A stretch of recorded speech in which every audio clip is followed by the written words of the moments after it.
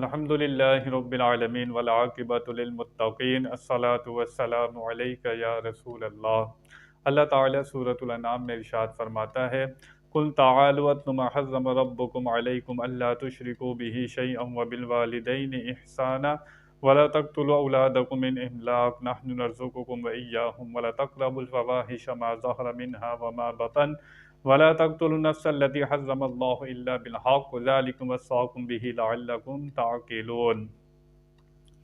آپ فرماؤ، آؤ میں تمہیں پڑھ سناؤں جو تم پر تمہارے رب نے حرام کیا، یہ کہ اس کا کوئی شریک نہ کرو، اپنے ماں باپ کے ساتھ بھلائی اور اپنی اولاد قتل نہ کرو مفلسی کے باعث، ہم تمہیں اور انہیں سب کو رزق دیں گے، قرب حیائیوں کے پاس نہ جاؤ جو ان میں کھلی ہیں اور جو چھپی، اور جس جان کی اللہ نے حرمت رکھی اسے نہ حق نہ مارو، یہ تمہیں حکم فرمایا ہے کہ تمہیں عقل ہو۔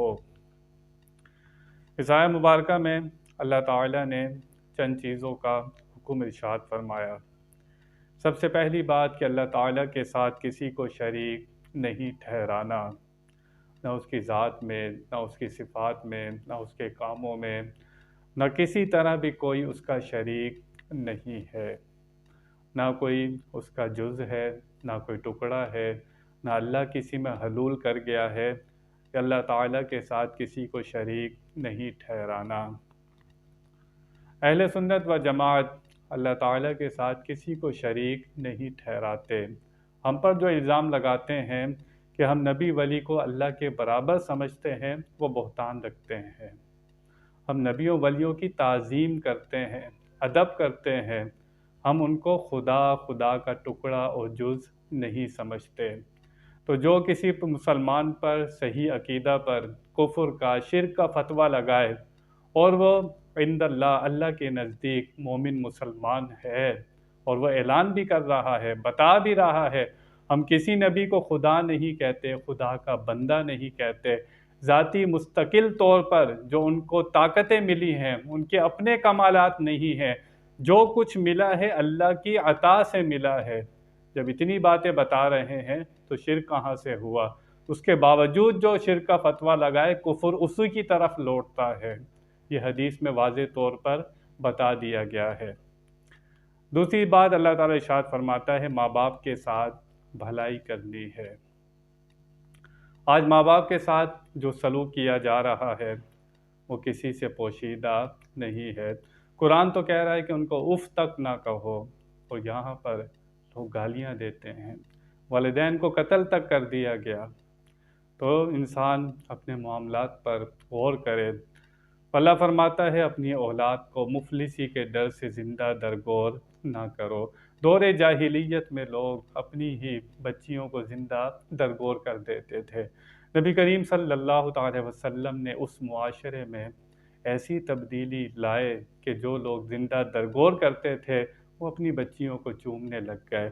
فرمایا جس کی 3 بیٹیاں ہوں یا 3 بہنیں ہوں، صحیح تربیت کرے، اچھا رشتہ آئے، اس کی اچھی جگہ شادی کر دے، کل قیامت کے دن وہ میرے ساتھ اس طرح ہوگا جیسے 2 انگلیاں ہوتی ہیں۔ صحابہ نے عرض کی یا رسول اللہ جس کی 2 بیٹیاں ہوں، فرمایا اس کے لیے بھی جنت ہے۔ صحابہ نے عرض کی یا رسول اللہ جس کی 1 بیٹی ہو، فرمایا اس کے لیے بھی جنت ہے۔ اس معاشرے کی کایا نبی کریم صلی اللہ تعالی علیہ وسلم نے چند سالوں میں پلٹ کر رکھ دی۔ وہ لوگ اپنی اولاد سے محبت کرنے لگ گئے۔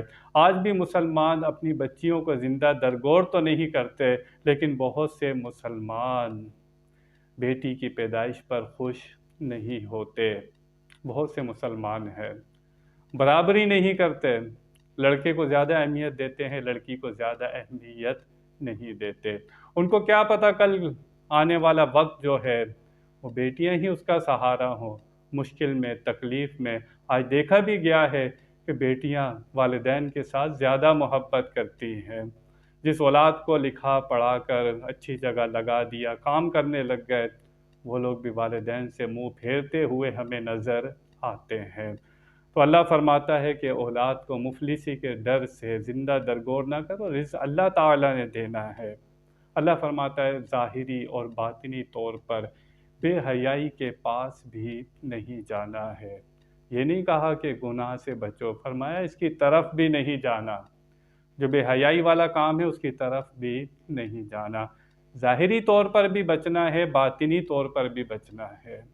باطنی طور پر انسان لوگوں کے سامنے تو بڑا شریف، متقی، پرہیزگار ہوتا ہے، لیکن جو اس کی خلوت ہوتی ہے، تنہائی ہوتی ہے، وہ اچھی نہیں ہوتی۔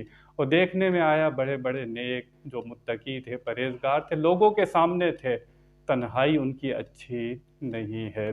اللہ کا پیارا مقرب انسان کب بنتا ہے؟ جب اس کی تنہائی اچھی ہو جائے۔ وہ تو جو لوگوں سے ڈر کے مارے گناہ نہیں کر رہا، لیکن جس کی تنہائی اچھی ہوتی ہے وہ رب سے ڈر رہا ہوتا ہے، رب سے حیا کر رہا ہوتا ہے۔ تو اصل مسلمان، متقی، پرہیزگار، اللہ کا مقرب، اللہ کا پیارا کون ہوتا ہے؟ جو تنہائی میں روتا ہے، اللہ سے ڈرتا ہے، تنہائی میں توبہ استغفار کرتا ہے، جب اسے کوئی نہ دیکھ رہا ہو، اللہ کے سامنے مصلی بچھاتا ہے، اس پر رو رہا ہوتا ہے۔ یہ نہیں لوگوں کے سامنے دکھاوا کرے، ریاکاری کرے، اس کا کوئی فائدہ نہیں ہوتا۔ اللہ تعالی ہمیں سچی محبت عطا فرمائے۔ وآخر دعوانا ان الحمد للہ رب العالمین۔